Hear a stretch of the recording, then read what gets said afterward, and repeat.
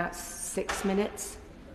Sir Stephen Timms. Thank you, Madam Deputy Speaker. I beg to move that this House has considered the impact of the cost of living crisis on those subject to no recourse to public funds. I do want to thank the Backbench Business Committee for enabling this debate, and colleagues across the House who supported the application. The Register of Members' Interest records my support from the Refugee, Asylum and Migrant Policy Project, RAMP, and I'd like to thank also Praxis, Citizens UK, the Refugee and Migrant Forum of Essex and London for help preparing for this debate.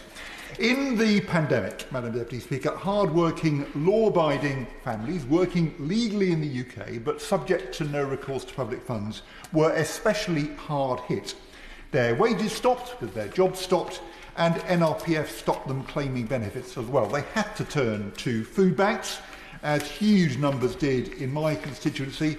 Bonnie Downs Community Association, Newham Community Project, others did an amazing job. Before the pandemic, if people with no recourse to public funds lost their job, they just got another one. The pandemic made that impossible. The complete absence of help for them came as a shock, including to the then Prime Minister. At the Liaison Committee in May 2020, 2 months into lockdown, I told him of a hard-working, law-abiding family in my constituency with 2 British-born children who were destitute because the father had lost his income. And the meeting transcript records, "Hang on, Stephen, why aren't they eligible for universal credit, employment and support allowance or any of the other benefits?" Well, I said it was because of no recourse to public funds. They'd been here for years, but for 10 years, NRPF meant no help at all. The Prime Minister went on, "I'm going to have to come back to you on that, Stephen. Clearly, people who worked hard for this country, who live and work here, should have support of one kind or another. I'll find out how many there are in that position, and we'll see what we can do to help." Well, Madam Deputy Speaker, he was right that people who worked hard for this country, who live and work here, should have support of one kind or another. Unfortunately, however, the Prime Minister's opinion was not his government's policy. He didn't find out how many were in that position because the Home Office doesn't know. No recourse to public funds, NRPF, is a condition imposed on people with temporary visas. The current version dates from 2012. It bars access to social security benefits. The House of Commons Library says 1.6 million people have leave to remain with no recourse to public funds. The Migration Observatory at Oxford University estimates that the total includes 225,000 children. Typically, families are on the so-called 10-year track to indefinite leave, like the family I spoke to the Prime Minister about. They were in the UK on student visas for several years. When their 2 children were born, then they started on the 10-year track after that. They renew their leave every 2.5 years, paying at least £2,608 per adult in visa fees every time, plus additional fees for their children, and no recourse to public funds applies throughout. The Home Office has been taking 11 months on average to process these re-applications. So for months, people can't prove their status. Thousands, still permitted to work while awaiting the determination, have wrongly lost their jobs as a result. After 10 years, they can apply for indefinite leave, and when they secure that, NRPF no longer applies. The Home Office doesn't know how many people in the UK have no recourse to public funds. That, I think, is understandable. Once given leave to remain, the Home Office doesn't know who departs. But parliamentary questions have shown that the Home Office can't even tell us how many people it gave leave to remain to last year with the NRPF condition attached, apparently because of the inadequacy of its computer systems. Last November, I asked in written question 93420 when the new Atlas caseworking system would tell us the number of applicants having no recourse to public funds attached to their leave to remain. The answer came back, I quote, "Remaining areas will complete their transition to Atlas in 2023, after which time it will be possible to explore what further information can be produced using the new system. So I wonder if the Minister, in winding up, can update us. When does he now think the Home Office at least will know how many people it imposes NRPF on each year? Citizens Advice estimates 329,000 parents have NRPF, many for 10 years, which is most of somebody's childhood. 40% have been in the UK for over 5 years. 10%, like the family I told the Prime Minister about, have been here for over a decade. Families with no recourse to public funds can make a change of circumstances application for exemption from NRPF if they're destitute or heading for destitution. 3,200 families applied last year. 60% were successful, and I do welcome regular publication of the data about that. Recent court decisions have required immigration rule changes to allow disability and child welfare to be considered, but those changes don't seem yet to be reflected in change of circumstance decisions. But a lot of families don't know about change of circumstances process. I'll give way to my old friend. Thank you very much. He mentions recent court cases, and it was particularly disgraceful that the Green-led administration in Brighton refused to support people with no recourse to public funds during the COVID-in period, and it required Shelter to take the Green Council, spending huge amounts of public money defending their actions, to court, in which they won. But is it not the case that for housing it is a public health issue, and just like access to healthcare, which is excluded from no recourse to public funds, access to basic housing facilities shouldn't require an exemption to be submitted, but should automatically be allowed? I think my old friend makes a very good point, and I believe that his local council is no longer Green Party controlled. Fantastic. But he's absolutely right. The change of circumstances process is cumbersome and difficult.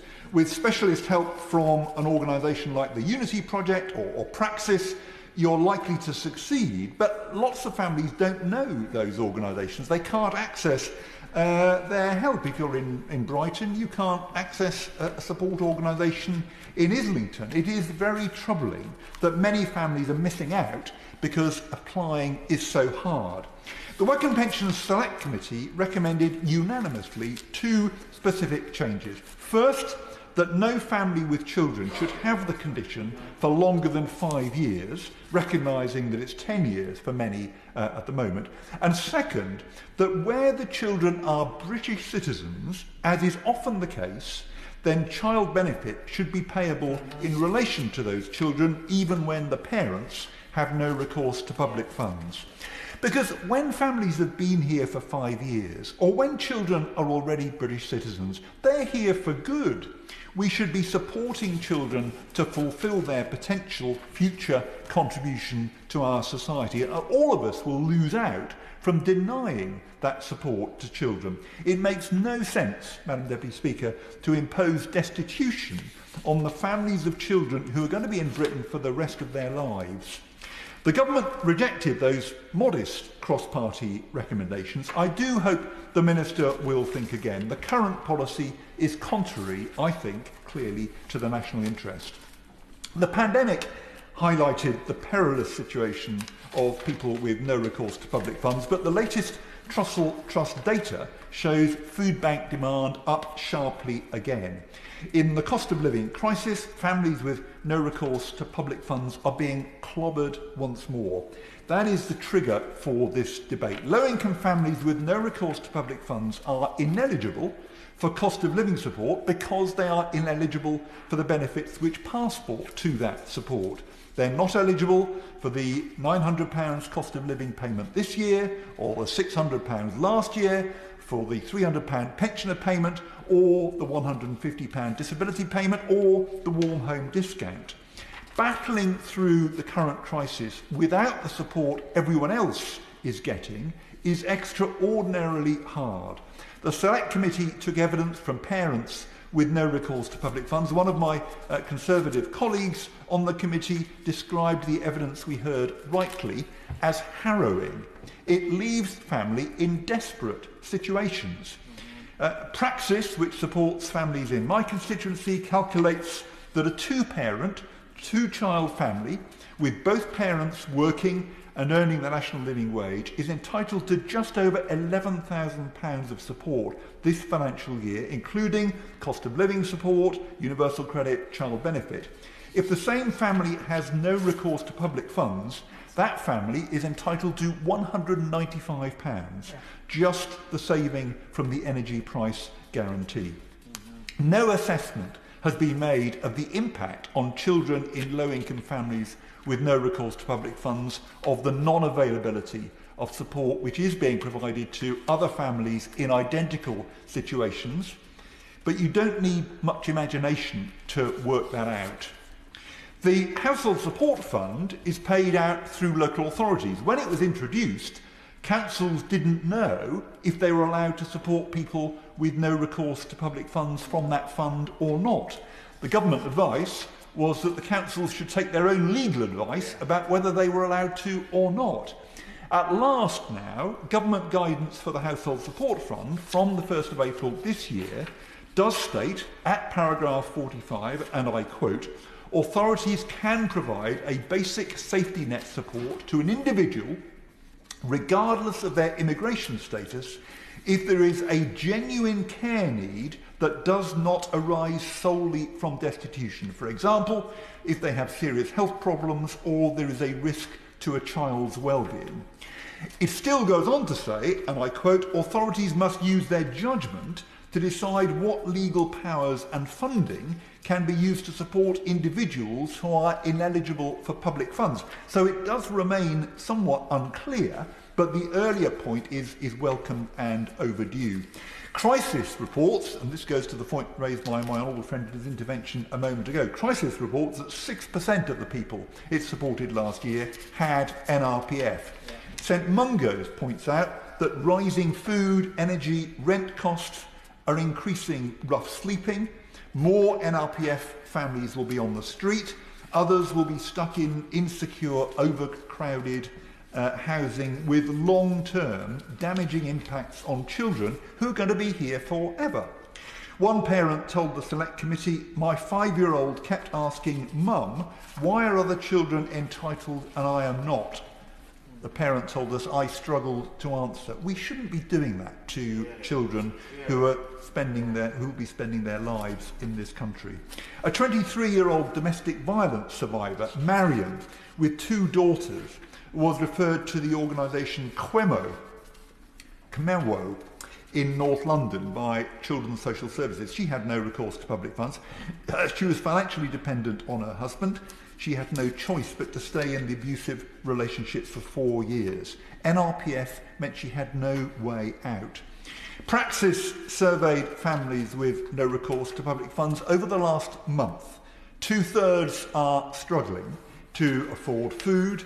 59% have been forced into debt to pay for essentials, about 3 times the proportion for the population as a whole.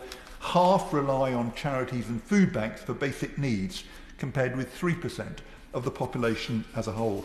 The Chancellor announced very welcome improvements in the budget, as recommended by the Select Committee, to support people claiming universal credit with their childcare costs. That support is not available to working families with no recourse to public funds, faced with unaffordable childcare like everybody else.